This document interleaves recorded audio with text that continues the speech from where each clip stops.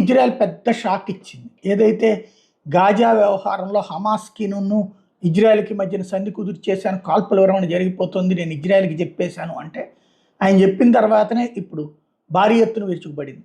Gaza మీద నిన్న కూడా దాడులు చేసింది. రాత్రి కూడా దాడులు చేసింది. ఈ తెల్లవారుజామున కూడా దాడులు చేసింది.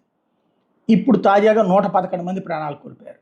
అంటే తన దేశానికే ముప్పు వస్తున్నప్పుడు నేను పెద్దోడిని, నా మాటిను, నువ్వు జావు అంటే ఒప్పుకుంటారా ఎవరైనా సరే, అందులో ఇజ్రాయెల్ లాంటిది.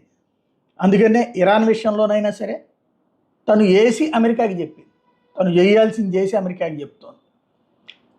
ఇక్కడ అమెరికాని వదులుకోదు, అమెరికా శత్రుత్వం పెట్టుకోదు, అమెరికాని పొగుడుతూ కూడా ఉంటుంది అవసరాల కోసం.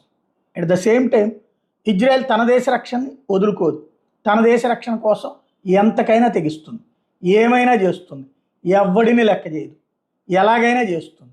అదే ఇప్పుడు మరొకసారి